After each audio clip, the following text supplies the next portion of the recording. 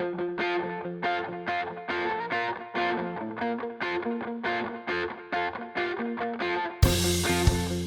are listening to your new Puppies podcast, starting you and your dog off on the right paw.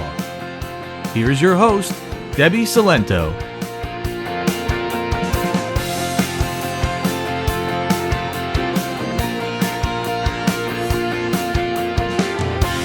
Hello and welcome to episode 54 of Your New Puppies podcast. I'm Debbie, and today we are going to talk about how to use treats. So I wanted to do this because sometimes positive trainers get a bad rap because the thought is we stuff your dog full of treats and say that they're trained, which isn't completely true. Yes, we use a lot of treats, but there's a specific reason behind it. And I think what ends up happening is that, once we leave your house or you leave our class, we almost miss the step of how do we stop using the treats once our dog knows the behavior. So that's why I wanted to do this here. So specifically what I'm going to talk about is why we use treats. What's the function of them?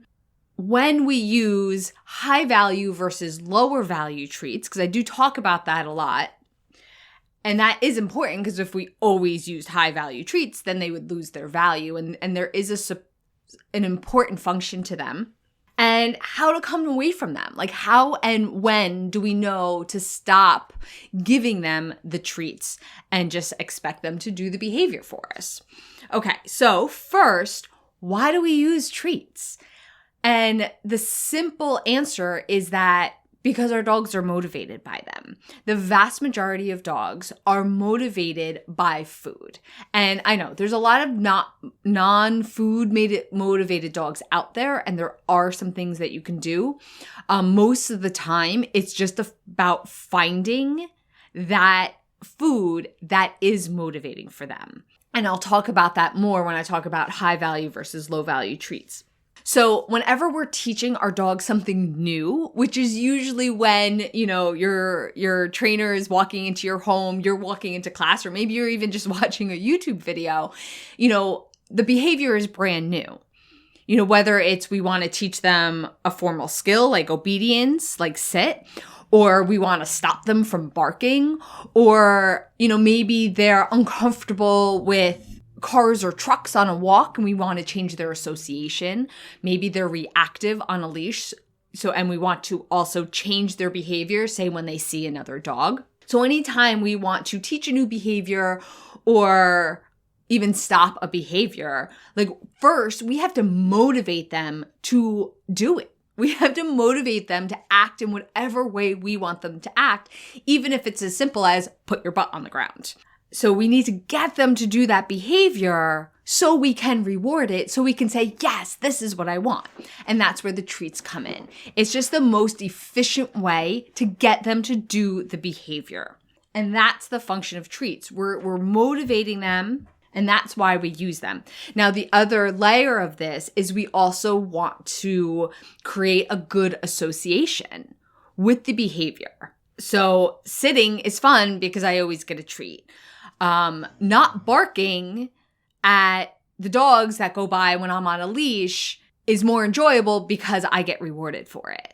We want to change the association. Even something as, the cars and the trucks go by, when done properly with treats, we can change their association. Instead of being scared of it, they're like, oh, a car went by. Yay, that sounds like fun. And our goal is we do that so much that it becomes a habit and their reaction becomes positive instead of negative.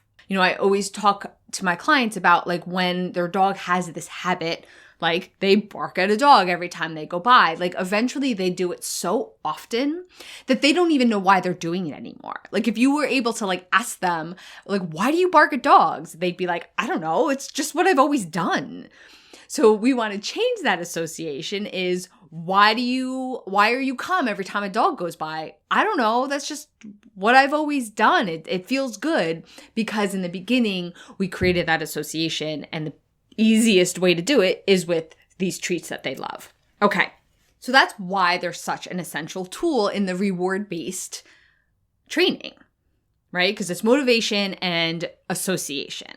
Now, the other essential thing here is the high value versus low value treats. So which treats are we using in what situations? And that, again, goes back to motivation.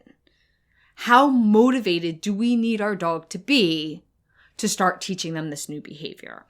And what defines a high value treat versus a low value treat is going to vary greatly by dog. If you have a dog who isn't really that food motivated, it can actually be really frustrating because it's hard to teach them new things. So you might need to jump right to the chicken or the bacon or, something like a fresh food that's meat based. Those are usually the most high value treats. But a dog who gobbles their dinner down, we've starved them for 3 days, even though they just ate 2 hours ago, their kibble might be motivating enough. That might be a high value treat. So the actual treat that we're using that we call high value, that varies. That you have to figure out with your dog. And we usually save the highest value treats for those situations where we really need to motivate our dog. Usually it's like a really ingrained habit, like the habit's been going on for a while and you can't seem to nothing works. Up the value of the treat. Most of the time I'll jump right to a high value treat when a behavior is fear-based. So say a dog is afraid to get in the car, I will start with a high value treat. When we move into a more distracting environment, like you could probably use their kibble in your backyard to work on recall, but then we move up the distraction and say move to a park, or we have people over and we want to work on recall, then we might need to up the value of the treat because we have to up the motivation. Okay, so don't be afraid to use those high value treats, but also don't overuse them. I know, so helpful, right? Because we do want to keep that value of them. So if you find that your dog's just not listening or you're having trouble teaching the behavior, up the value of the treat because that's going to up the motivation. That's why when I have a client go, Deb, no matter what I do, I can't get my dog to fill in the blank. Stop barking, stop jumping, walk nicely on a leash. I'll say, grab your high value treats and let's go. Now, when do we come away from the treats? When do we stop using treats? Now, this is done in steps because we don't want to just stop because then our dog's like, I'm not motivated anymore. But we want to keep the good association with the behavior. So we wean them off the treats and we never actually fully come away from it because we always want our dogs to think, ooh, maybe I'll get a treat this time. So a rule of thumb that I've always used is if you're 90% sure that your dog is going to act the way you want them to or perform the behavior you want. So if it's 9 out of 10 times, 90%, your dog is going to sit when you ask them to sit or is not going to react to the dog that went by or stops barking when you ask them to. That's when you can start to wean off the treats. And the first step to this is usually you can hide the treat. I always just kind of hide the treat behind my back when I'm doing this because, you can put it in your pocket, but it still needs to be easily accessible because you still need to time it right. But your dog doesn't see the treat. If you have a real food hound, they're going to smell the treat and know you have it. But the point is they can't see it. So you hide the treat behind your back. You ask them to sit. You call them to you, whatever it is. And then when they do the behavior, when they act the way they're supposed to do, that treat comes out of nowhere and they get it. So this starts to teach them, ooh, even if I don't see a treat, maybe I'm going to get one anyway. So that's always the first step. And then you start to maybe every fourth time they don't get a treat. They always get some kind of reward. Vocal rewards, praise, play. Maybe you switch over to a toy, any kind of life reward, which I'll get to what that means in a second. So there's always a reward, but we're just specifically talking about coming away from those treats because we'll always have our voice. We'll always have our attention we never have to come away from that. Okay. So then maybe every third time we don't give them a treat, we give them some kind of other life reward. And that's how we wean them off. So we want to keep that good association, but we also want to keep them thinking, oh, maybe I will get that treat, okay? We are going to go from being a vending machine to being a slot machine. We're going to make our little gamblers out of our dogs. Now, the important thing here, I'll emphasize it again, is that we always have to give them some kind of reward. A lot of times what can happen is our dog learns a behavior, it's solid, and then we start to take it for granted. Like our dog coming to us when we call them. Like for the rest of their lives, they should always get a party when they come to you because that is the best behavior your dog can have. And we start to slacken that. Like when they drop something, when we ask them to drop it, we just take it and we walk away. Where, we stop that reward once they learn the behavior, and that's when we can have digression. So again, our praise, our attention, a vocal reward, that is always on the table. Always. And then, anything that your dog enjoys. Maybe you grab a toy if you don't want to keep stuffing his body full of treats.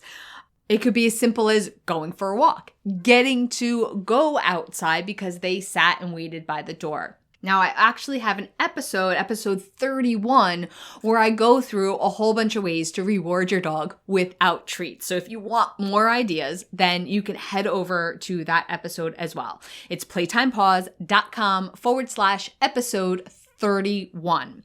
I'll also link to it in the show notes. What motivates your dog is going to be so specific to your dog. You know me, I'm all about tracking things. Feel free to write it down. When you find, oh my gosh, my dog loves when this happens, write it down so you always have a running log of what motivates your dog. Especially if you have a whole family and like somebody discovers, oh my goodness, when I play tug of war with him, he'll do anything I want because he loves that game.